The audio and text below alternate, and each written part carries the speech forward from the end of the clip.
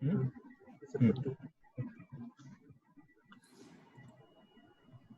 Good morning, everyone. Respected Pro Vice Chancellor of KEET, Professor Sashmita Samanta ji, Professor Parida Saab, scholars, giants joining this webinar from different parts of the world.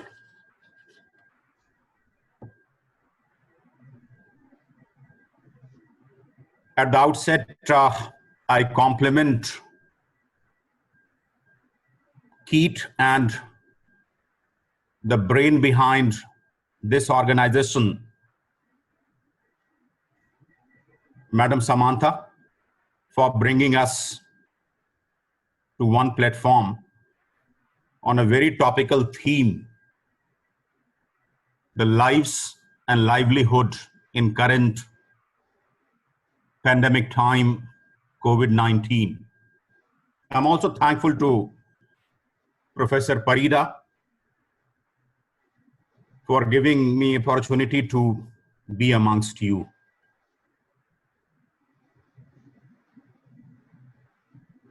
Usually, the term coronation, crown, is taken in a very positive sense and matter of great celebration. But this crown, the Latin name for which is corona, is creating a lot of worry, hazard, peril. There are different ways to look at the present times, and compliments to previous speakers. They have been very elaborate and detailed in covering almost all aspects of COVID-19.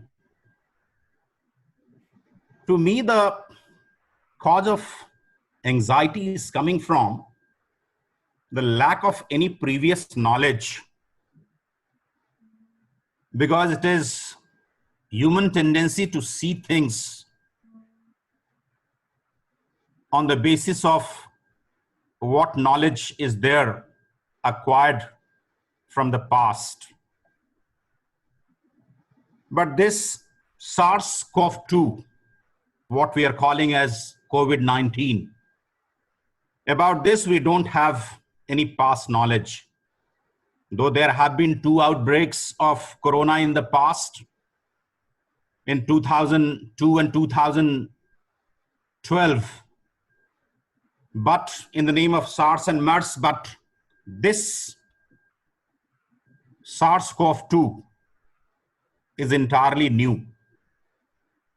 Therefore, it is causing a lot of pressure, worry, anxiety, and uncertainty.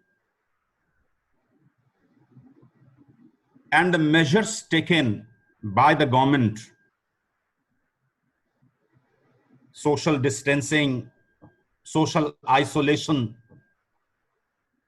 quarantine, lockdown, are making us to have life with many withouts. Withouts like traveling, withouts like partying, without like holidaying.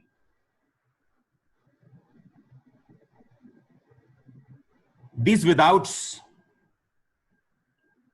looking at the severity of the COVID, are inevitable. So to say the lockdown is inevitable.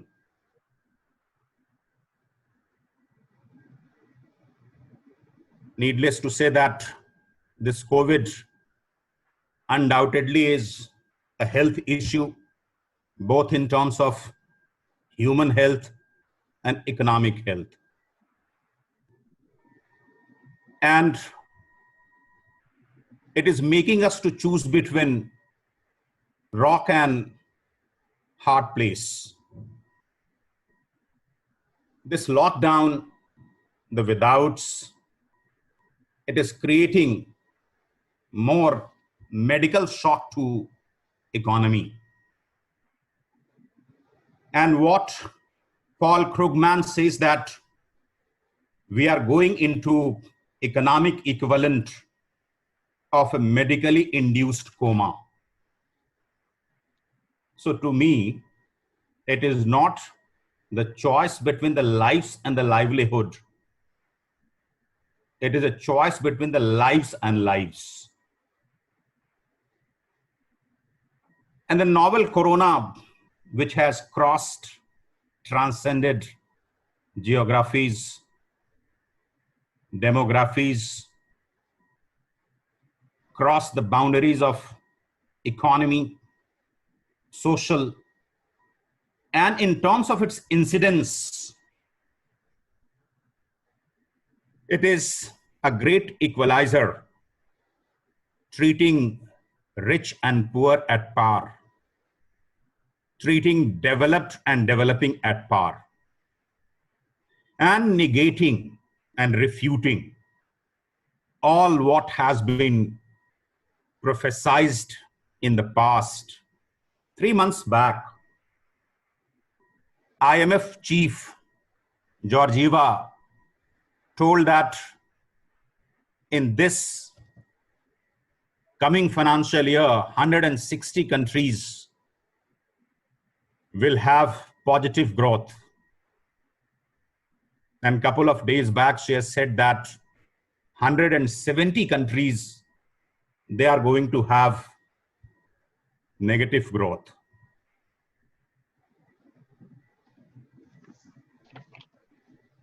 This negative growth, this economic aspect, the choice between the lives and lives, this is making us to respond to the socio-economic impact of preventing the spread of COVID-19. Though adhering to new social contract between the government and citizens, we are locked down. But the duration of pandemic and social distancing in poverty-stricken slums and densely populated cities will raise a couple of difficult questions. And distancing what has been focused to address its own dialectics in terms of prophylaxis versus therapy, in terms of pathogen versus antigen. But this distancing is disrupting the economy. Markets have plummeted due to fear of this corona-driven recession, travel restrictions and quarantines affecting millions of people. And there is no way out apparent to cope with lost revenue, disrupted supply chain, and a resulting shutdown of the factories and restricted movements.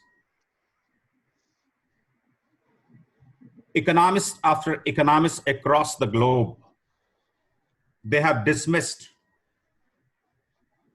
the idea of quick and sharp response and V-shaped recovery, arguing that in post-COVID period, many businesses will disappear. And why not?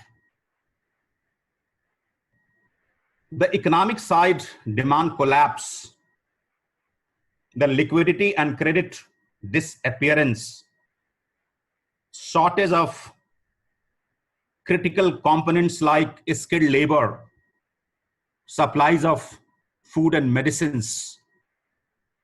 This is causing negative to stock pessimism there in the market. Though Professor Samantha has been able to give you a lot of data related to this pandemic, a small data I will share with you about the occupational configuration of India vis-a-vis urban and rural spread. When we look at the urban population across the globe, 55% population currently is there in the urban areas, and estimates are that by 2050, the urban population would be 68%. Following the suits, in India, the urban population is currently 1/3, 34.1%. Out of this, 11.8% urban population is of casual employment. 41.8% people are having regular salary or wages. And 32.4% urban population is having self-employment. Contrary figures for rural India, in case of casual employment, casual labor, it is 25%.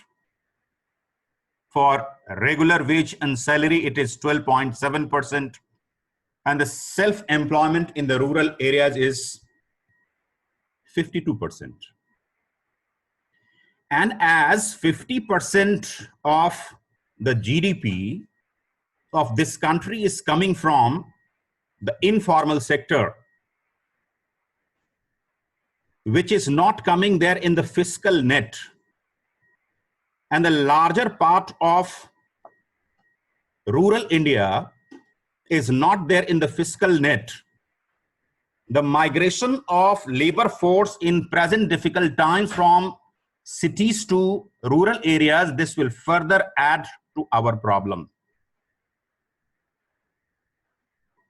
I will come to this point little later. Let's look at a concept a couple of years back which we adopted, universal basic income, which some developed countries adopted, so we also went for adopting UBI. Professor Rangarajan Committee's report says that universal basic income for rural India should be 972 rupees per month. And for urban India, it should be 1,407 rupees per month. If we take this figure UBI, which every individual should have as per the mandate, then ensuring this UBI, we have to have 1.43 trillion rupees per month, whereas our total GDP is 200 trillion rupees. It amounts to 0.7% of our GDP. We need to ensure universal basic income to all those who need, whereas up till now, we have been able to allocate only 1% of the GDP. Therefore, some other measures need to be taken to address this issue. I was talking about migration of labor, unending stream of migration, migrants from urban areas trying to go back to their villages. You saw there in media people flocking at Mumbai Central, demonstrations at Surat, Gujarat, and thousands standing in queue at Anand Vihar, Delhi, to go back to their villages in difficult times because the city where they came in search of a better life, that was not able to hold them for 4 days. And as they are migrating to their rural areas, their villages, because of the loss of income, hunger, starvation, and deep privation, the labor matrix of India will get changed in times to come. If labor understands that this city, if everything is not running normal, then we will not be able to survive, may decide to stay at their home where they are taking their refuge, which they are seeing as a rescue, maybe because of some emotional reasons, maybe because of some psychological reasons, or whatever reasons known to them better. This will exert pressure on factories located in urban areas. If this migrant labor is not coming back in post-COVID period, or proportionately they are not coming back and deciding to stay at rural India, then supply of labor would be a problem. Another issue, as larger part of the labor force is not in the fiscal net, and the more and more labor migrating to the rural areas, the fiscal net will further be loosened.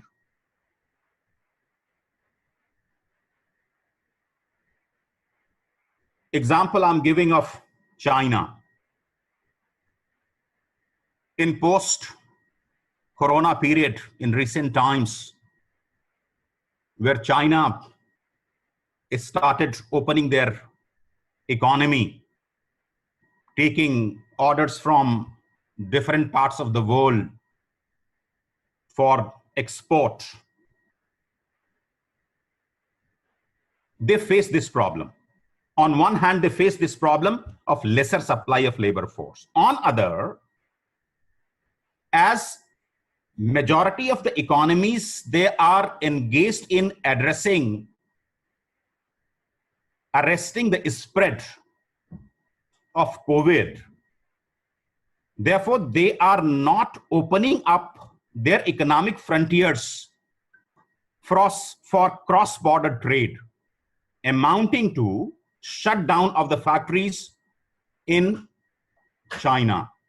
So whatever the labor force went to the urban areas to get an employment there in the factories, that the factory owners, they said that they can't employ you because they don't have orders, making that mass, that labor class again to go back to rural China, their home, their village. That problem may occur in this country also. So there is need to deliberate upon this issue. It could be seen that as labor chose to migrate to villages, their homes, rural areas, in order to give them anchorage there, we can think in terms of starting medium and small enterprises in their villages to give them employment, better employment. Maybe it is little lesser than what they are getting there in the urban areas, but this will go for helping them to have the stable stay, more connected to their grounds. And this lesser migration from the rural India to urban India, that will go for giving a foothold to which will cause good to them as well as cause good to industry and good to the economy. India, which is another issue I'm taking, which is leader in generic drugs production. And for that generic drugs production, India takes its supply from China, the supply of API, active pharmaceutical ingredients. The world is looking at India for supply of generic drugs. We saw there in the news, US demanding, Brazil demanding, Europe demanding. We are able to supply, but with disruption there in the trade within the country and between the countries, we will find that these supplies will not be regular. Therefore, this will further add pressure to the economies. In post-COVID period, industries will be reborn. They will take rebirth.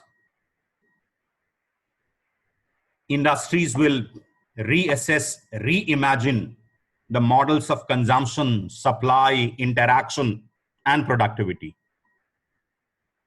And industries and citizens, to me, both would be hesitant to go back to the normal economic and social life, at least in near future. Professor Sashmita was talking about online boom, giving good data of TCS, which prophesies that by 2025, majority of the workforce will go online. In present pandemic time, teaching across the globe has gone online. We at Delhi University were also made to move to online.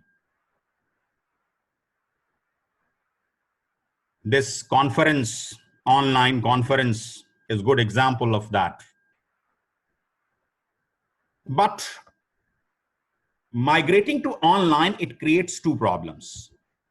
I see two problems. One, that the present times when this education, the way we have been asked to migrate to online, there is a handicap because the whole schema of education is offline, place learning. Suddenly migrating it to online, whether it is education or industry, we are not having complete regimen and course for that needs to be built. Suppose it is built and online gets embedded there in our education system, there in the industrial system, then industries would be more automated. Teaching would be more automated. And more automated life, which will on one hand will go for reducing the dependence of industry on human, but this will further result into job loss. You may argue, which in the pre-corona period, that technology optimists have been talking about, that there would be the job matrix will get changed, that there would be loss of one kind of the job, but there would be increase of 5, 10 different kinds of the jobs. But in the shorter duration in today's time, if we are migrating, and it is worth remembering that 2019, Government of India announced National Infrastructure Pipeline, making investment to the tune of 100 lakhs crore for building IT infrastructure. If it is done in short time, how we are going to address the issue of skyrocketing unemployment and joblessness? This needs to be addressed. Whenever something of this pandemic comes, then we start talking about preparedness. And in academic circles, the lockdowns across the globe is seen that this is the time bought by the governments after governments to have the right kind of the preparedness. I will talk about this preparedness now. Since 1940, this is what WHO says. Since 1940, WHO has been able to list 335 emerging infections, 60% of which is coming out of human-animal interface. But still, we have not been able to arrest the sale of wild animals and bush meat. Forget it. I will not go into that detail. Apart from 335 infections, between 2011 and 2018, WHO tracked 1,483 epidemics in 172 countries. But the rate of vaccine making, vaccine development, that is proportionately not commensurate. So therefore, the preparedness needs to be revisited. The Ebola, it first came in 1976. Zika first was identified in 1947. But still in the recent 10 years' time, these two viruses have gone for creating havoc. Relying on the technology, scientists for development of vaccines, they have brought a new technology, what they are calling as vaccine platform approach, where the multiplicity of the experiments are made possible to happen together. Is still the vaccines we have not been able to create the rate at which it should. Therefore, this needs to be addressed. About preparedness, there is another fact which needs to be shared with learned audience, that in 2005, WHO prepared international health regulation compatible with sustainable development goals in 2005. And they made this IHR mandatory to all WHO member countries. And some of the provisions were that head of the governments, they will go for leading this IHR. They will create national action plan for health security. They will create right financing and find out the donor institutions. On the basis of 2005 IHR, in 2015, at Sendai, Japan, the UN Office of Disaster Risk Reduction hosted a conference under the aegis of UNISDR, United Nations Institutional Strategy for Disaster Reduction,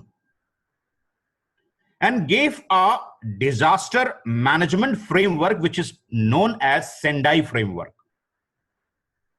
with a time frame of 2030. So between 2015 to 2030,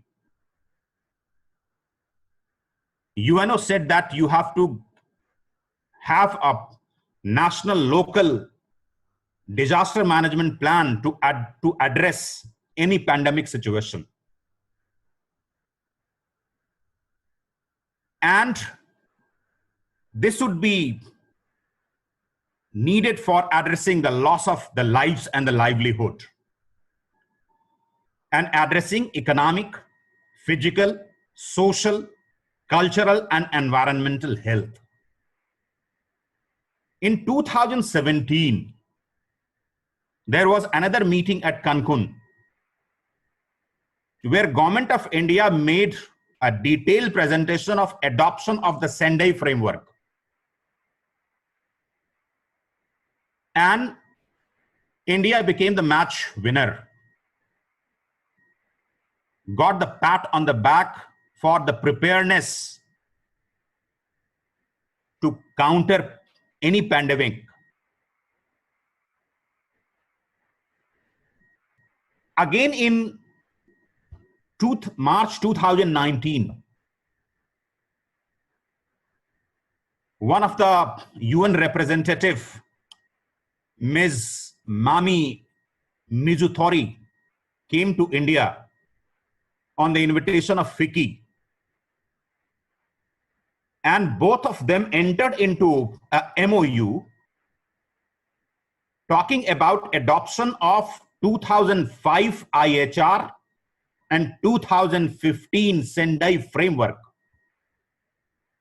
and giving assurance that a public-private partnership is created for addressing any unforeseen situation of any kind, including pandemic. Another interesting thing happened as we are talking about the preparedness across the globe. There is a Global Preparedness Monitoring Board, a joint venture of WHO and World Bank.